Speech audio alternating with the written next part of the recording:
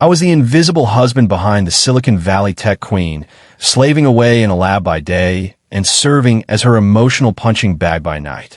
Every breakthrough I made was credited to someone else, and when I finally collapsed from exhaustion, she met me with nothing but cold indifference.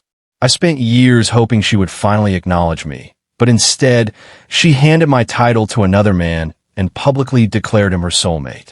At the Apex Technologies annual gala, I had planned to finally step out of the shadows and announce our marriage to the world. I never expected her long-lost first love to stand up from the crowd with a look of pure arrogance. Liam looked her in the eye and declared that he could finally stand by her side in the light. Ava, my wife, didn't offer a single word of explanation to me. She simply smiled and stepped forward to embrace him. She introduced him to the entire room, announcing that Liam would be taking over as the chief scientist for our latest quantum computing project. The ballroom erupted in thunderous applause as everyone cheered for the perfect couple, and the celebration was so loud it felt like the roof might blow off. Ava noticed my stony expression and shot me a quick, sharp look that no one else saw. She whispered for me to fix my face and asked if I had a problem with her decision.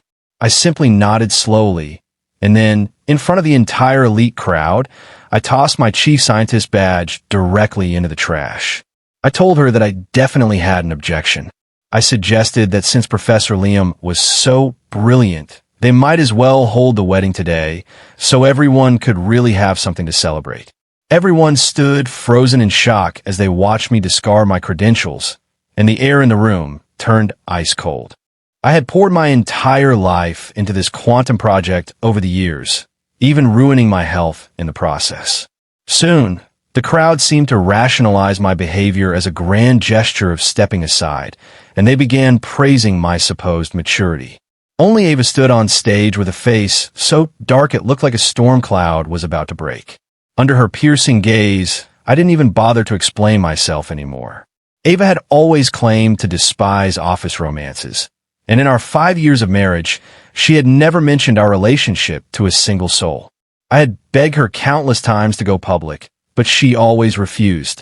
She always insisted that, as the CEO, she had to set a professional example for the staff. She had promised me that once the quantum computer project succeeded, she would finally tell the world about us. Now, she was handing all the credit and the spotlight to another man without a second thought. Seeing the genuine admiration the crowd had for Liam, Ava finally snapped and asked what kind of scene I was trying to pull.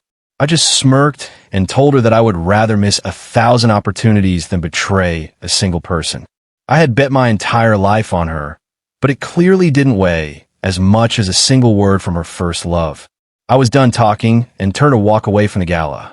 These so-called achievements were the result of my sleepless nights and every resource I possessed. Without my personal network and absolute dedication, the company never would have solved the core quantum problems in such a short time. I had collapsed in the lab more times than I could count over the last few years. Everything I did was to build her reputation and keep her at the top of the industry. Now, my heart was cold, and I had no desire to work myself to death for her or anyone else ever again. Even though the project was nearly finished, Liam only knew how to talk a big game without any real substance. With his limited skills, it would take him 5 years just to handle the final integration. I walked to the parking garage and hopped on the tiny electric scooter Ava had graciously bought for my commute. I couldn't help but laugh bitterly at the situation because she had controlled all the company finances for 5 years. Every time I asked about getting a car, she would tell me that the company provided transportation and ask if I was just trying to show off. She made me feel guilty for even asking for a basic necessity. She never let me ride in her car during those 5 years, always claiming we needed to avoid suspicion. I never complained, thinking she was just protecting the company image. Then, the day Liam returned to San Francisco, she immediately bought him a brand new Porsche. It was only then that I realized she simply didn't care about me at all.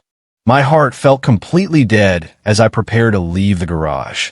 Suddenly, a brand new Porsche swerved in front of me, blocking my path. Liam rolled down the window and looked at me with pure contempt. He told me that a loser like me didn't deserve to be acknowledged by Ava. He bragged that it was a good thing he was on stage today, or the entire tech world would have laughed her out of the room.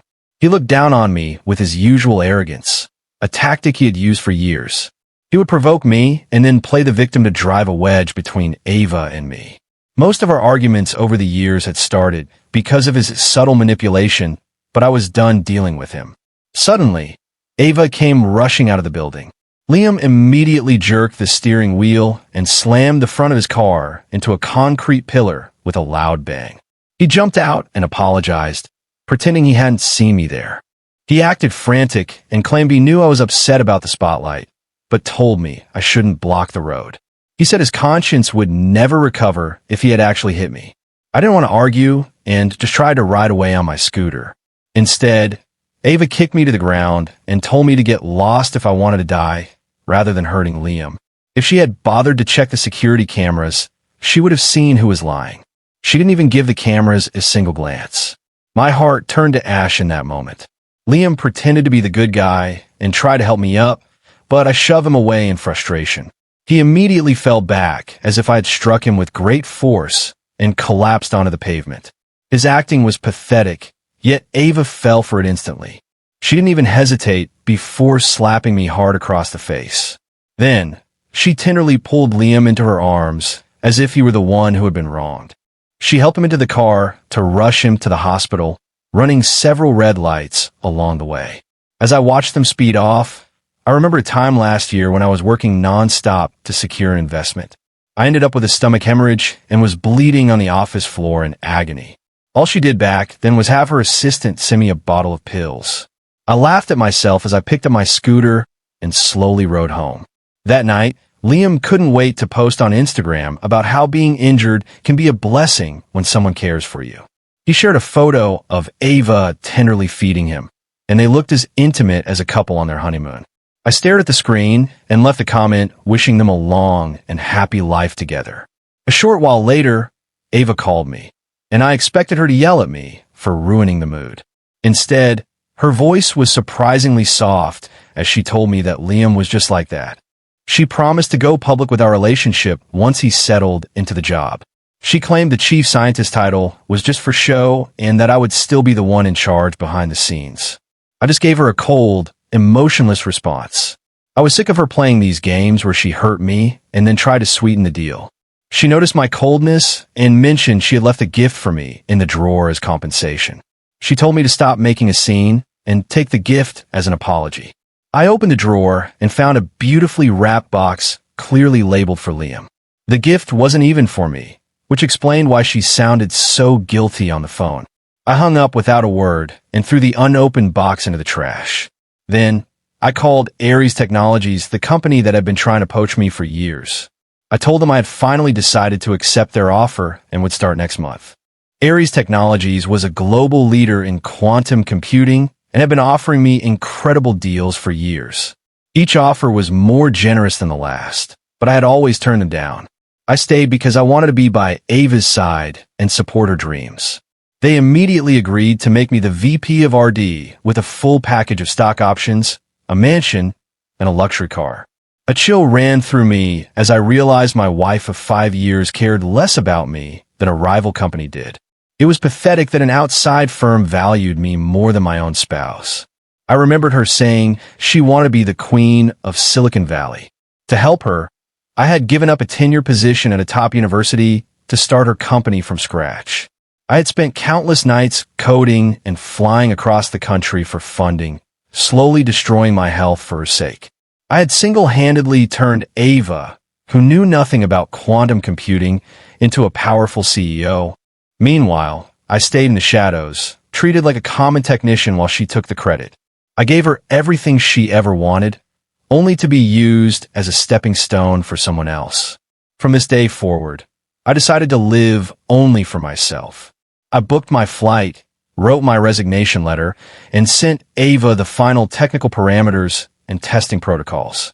I felt that by doing this, I had finally settled my debts with her. While packing, I found old mementos covered in dust, like matching watches and photos from the lab. I even found the video we recorded to celebrate our first published paper. These were things Ava had lovingly collected in the beginning of our relationship. I couldn't even remember when they had been tossed into the corner to gather dust.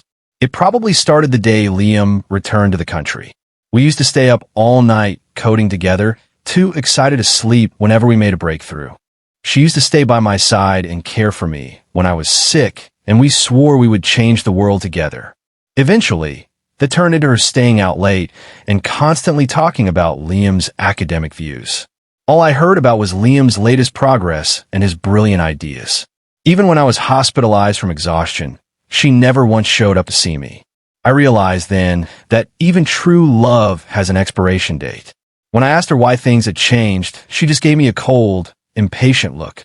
She told me to grow up and insisted that Liam was a top expert who deserved the resources. I felt like a fool as I looked at our old photo one last time. I tossed it into the trash without another thought. My phone buzzed with a message from Ava saying she had to attend a conference with Liam and would make up for our anniversary later. I didn't reply. I just quietly canceled the Michelin star reservation and the city-wide light show I had planned for her. She had a habit of standing me up at the last minute without any warning. At least she gave me a heads up this time. I scrolled through TikTok and saw a trending video of a female CEO walking under the moonlight with a scientist. Ava and Liam were holding hands in the video, walking slowly down a campus path. The lighting was romantic, and it looked like a couple in a movie. The comments were full of people calling them a match made in heaven, and I absent-mindedly hit the like button. After a shower, I went to a bar to clear my head and met with a lawyer to draft the divorce papers. When I got home in the early hours, Ava was standing at the door with a dark expression. She demanded to know if I was now the type of person who stayed out all night. I just yawned, surprised she wasn't staying out with Liam like she usually did. She usually spent every waking second with him during his academic events. I tried to walk past her to the bedroom, but she grabbed my arm and stopped me. She scolded me for going to a bar after all these years of marriage. She claimed she had canceled her meetings just to spend the anniversary with me, and asked if I even remembered how to be a husband. Her hypocrisy was staggering. Ava was a master at lying with a straight face. She lectured me about responsibility while she had been out walking hand in hand with another man on our anniversary. Now, she had the nerve to stand there and call me irresponsible. I used to wait up all night for her, only to be told I was too clingy and needed to focus more on work. Now that I had finally stopped caring, she was the one acting desperate. She had become exactly the kind of person she used to despise. I gave her a dismissive nod and headed for bed, but she pulled me back and told me she hadn't showered yet and wanted me to join her. In the past, that request would have made my day. I used to prepare the perfect bath with her favorite oils just to make her happy. Now, the offer just felt pathetic. I saw a faint red mark on her neck that made my skin crawl with disgust. I pushed her away and told her I had already showered and she should go alone. She looked at me as if she couldn't believe I was rejecting her. She argued that it was our anniversary and that she hadn't complained about me going out for drinks. She demanded to know why I was acting this way. Then she slammed the door so hard the whole house shook and stormed out. Usually, I would have chased after her to apologize and take the blame. This time, I just went to sleep and had the best rest I had in years. The next morning, I woke up late and made myself a gourmet breakfast. I was about to eat when I realized Ava was actually still home. Normally, she wouldn't come back until I begged for forgiveness. I hesitated but pushed a plate toward her, and her expression softened slightly. Then I noticed a lab access card on the table and froze. It was a high-level pass that granted access to every restricted area in the building. I had requested that card dozens of times, only to be rejected every single time. Ava awkwardly explained that the card was a birthday gift for Liam and that she would get me something later. I felt like I had been dropped into a frozen lake. It was clear that she never considered my needs or my contributions. I forced a smile and handed her 2 documents to sign. Ava took them impatiently and warned me not to push my luck just because she was being nice. She had no idea what she was about to sign. She signed the first paper, my resignation, without even looking at it. Even though I expected it, seeing her dismiss me so easily still hurt. Then I handed her the second document, which was our divorce agreement. She started to sign out of habit, but stopped halfway when she realized what it was. Her face went pale, and she threw the papers at me, accusing me of using divorce as a threat. She claimed she would sign it just to show me she wasn't afraid. I thanked her calmly and packed the papers away. She was shaking with rage at my lack of reaction. She told me she would give me one last chance to tear up the papers and pretend the whole thing never happened. I ignored her and quietly put the signed agreement in my bag. Ava was so furious her hands were shaking as she told me I had guts. She warned me not to come crawling back on my knees in a few days before slamming the door and leaving. She was convinced I would chase after her and beg for her to come back. She was wrong this time. I just shrugged and rode my scooter to the lab to clear out my desk for good. When I arrived at the lab, the entrance was swarming with reporters and cameras. I found out that Liam had skipped the final safety protocols to rush his paper publication. He had started the quantum computer without authorization, and things had clearly gone wrong. The system failure had crashed the data networks of several major banks, causing massive financial losses. It was obvious they hadn't even looked at the testing protocols I had sent. This disaster was the result of their own arrogance and had nothing to do with me. Liam was surrounded by reporters, and as soon as he saw me, he pointed me out and shouted that I was the one responsible. He tried to blame the entire security breach on me. I tried to walk away, but he stepped in front of me to block my path. He accused me of trying to run away from the mess I created and acted like he cared about the clients. He put on a great performance for the cameras, and the crowd started to get riled up. People began shouting that I should be held accountable. People were yelling that I was a fraud and should be arrested. Ava stood right next to Liam and didn't even look at me, let alone defend me. That was the moment I finally felt nothing for her at all. I stared at Liam and pulled up the video from yesterday's gala on my phone. In the video, Chairman Harrison clearly announced Liam as the chief scientist of the project. The audio was loud enough for everyone around us to hear. I pointed out that the chairman had officially named Liam as the lead scientist just yesterday. I asked him why he was trying to blame a regular employee now that things had gone wrong. I asked the crowd if they thought it was fair for the people doing the actual work to take the fall for the bosses. The other researchers in the crowd immediately got angry and started agreeing with me. They were tired of being treated like scapegoats by the management. People started pulling out their laptops and phones to find evidence of what had really happened. Someone even called the police to report the situation.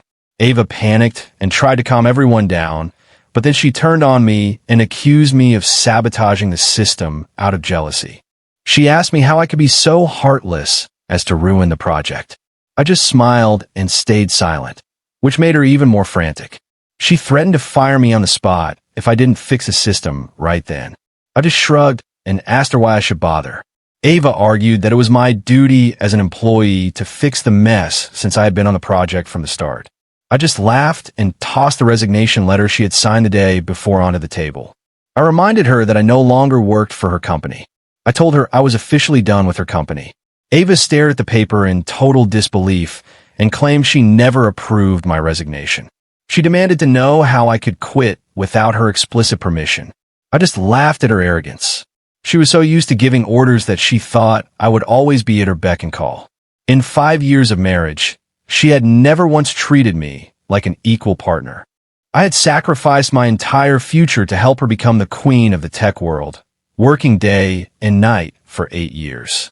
I did it all because I loved her, but I forgot that one-sided devotion only invites more exploitation. She took everything I gave and only asked for more. In the end, she gave away years of my hard work with a single sentence. I realized then that I didn't love her anymore. She no longer had any power over me, and she certainly couldn't make me bow to her ever again. Her threats and screaming just seemed pathetic to me now. Ava was hysterical, screaming about who gave me permission to quit. Liam rushed over and grabbed the resignation letter, tearing it into tiny pieces right in front of me. Liam told Ava that a key employee like me couldn't quit without her personal approval. He claimed the letter must be a forgery since she didn't remember it. He accused me of being a coward and trying to use cheap tricks to avoid the consequences of the system failure. I didn't even blink as I pulled another copy of the letter from my bag. I told him he could tear them up all day because I had plenty of copies. I looked him in the eye and reminded him that he was the one who claimed to be the core of the project, not me. I mocked him for becoming a chief scientist without knowing the first thing about the technology.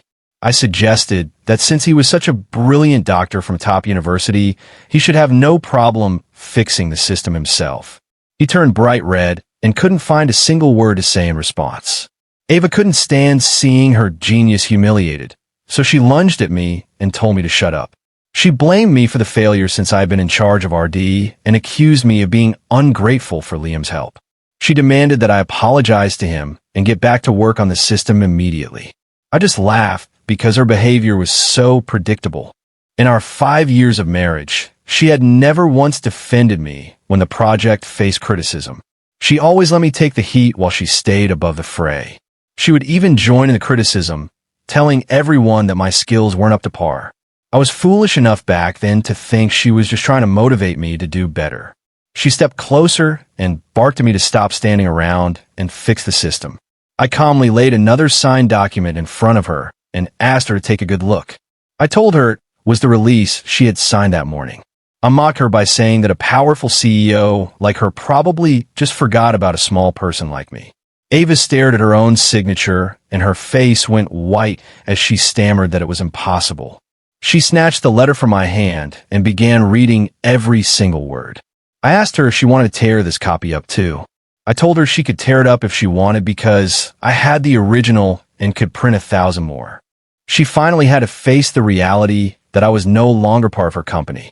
She asked me if the paper she signed that morning was really my resignation. She accused me of being ungrateful and asked what the lab or she had ever done to wrong me.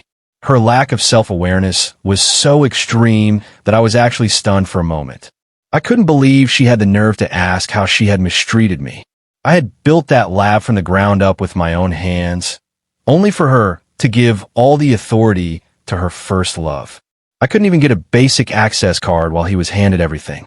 Yet she still had the audacity to ask what she had done wrong. I remembered when I first questioned her about her decisions, and she gave me a speech about how the lab was our joint asset. She claimed that since it was a shared achievement, it didn't matter who was officially in charge. That was her excuse for sidelining me. She never once thought to consult me on any of those decisions despite calling it a joint venture. The truth was that she never saw me as a partner at all. To her, I was just a useful tool that she expected to remain obedient. I laughed at the word ungrateful and asked her if she had any idea what I had sacrificed for that lab. I told her that even if she was too busy to care, she could ask anyone in the building about my dedication. Even the janitors knew how much work I put in while she was away. I told her I had traded my health and my life for that lab, only for her to give it all away to someone else. Ava started to panic and claimed she didn't mean it that way. She argued that Liam was an expert and that I should just be mature enough to step aside for the good of the company. I threw my hands up in a mock gesture of surrender and admitted that I wasn't generous.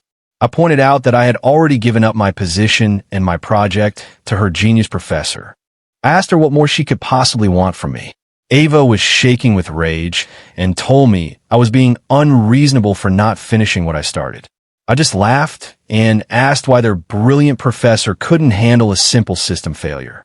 I told her I was just giving him a chance to prove himself, so I didn't understand why he was complaining. Liam's face turned bright red as the whispers from the crowd grew louder. My colleagues were looking at him with pure contempt, and some were even laughing at his incompetence. His fragile ego couldn't take it, so he immediately put on a pathetic, wounded expression and turned to Ava.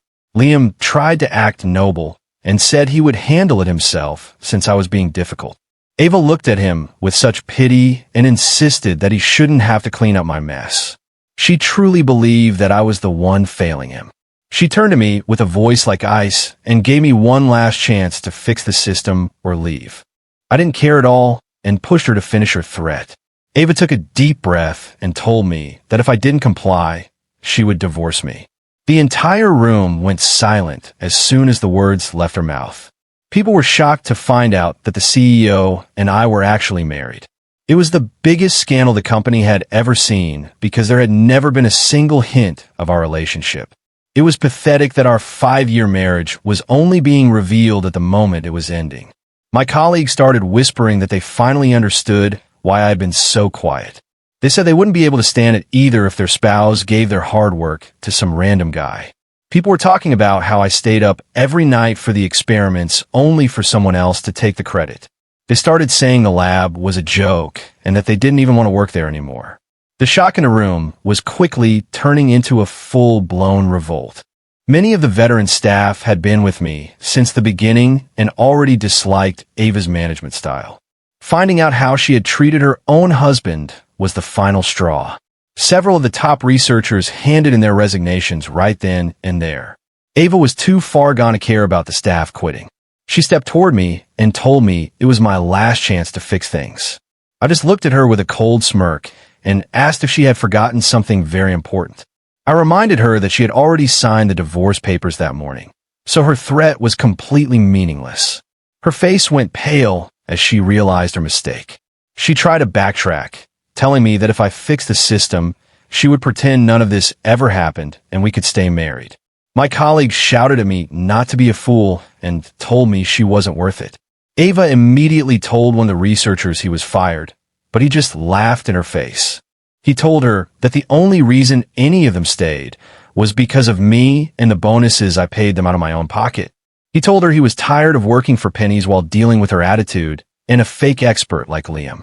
As soon as he finished, the rest of the team started throwing their resignation letters on the table.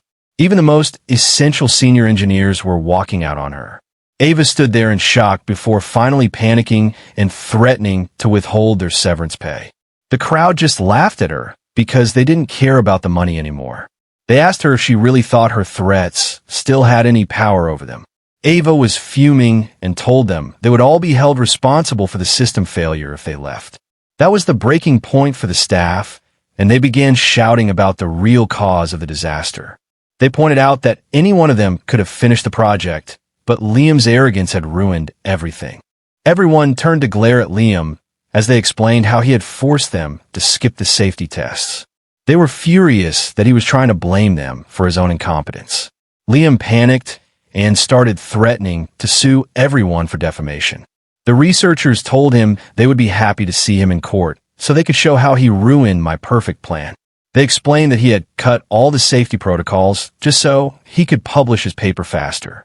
They were done being bullied by a man who didn't know what he was doing. The staff started showing everyone the emails and logs that proved Liam was the one who made the disastrous changes. The clients who were standing nearby finally realized that the failure was caused by management's incompetence. They were horrified by what they were seeing. The clients apologized to me for the misunderstanding and immediately called the police to report the fraud. Liam tried to sneak out of the room when he saw the police coming, but the crowd blocked his path.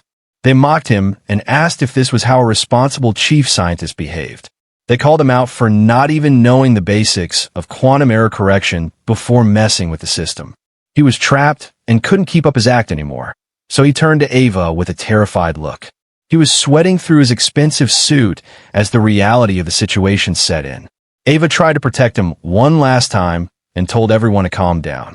She turned to me with pure hatred in her eyes and accused me of sabotaging the system to frame Liam. She claimed I was so blinded by jealousy that I would ruin the company just to hurt him. I just stood there and smiled without saying a word.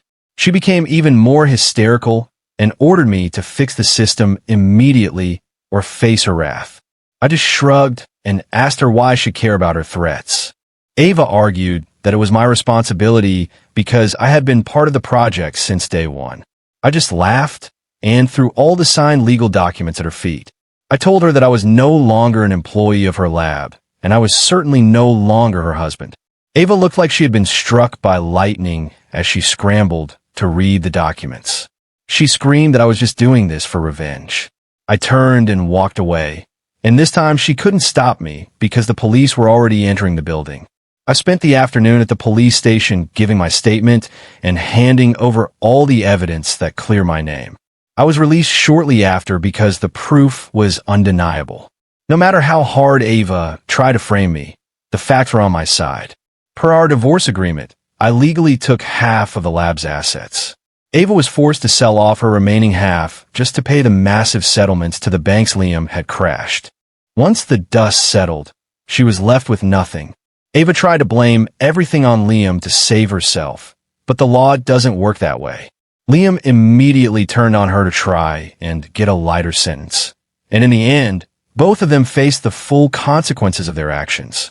They were both ruined by their own greed.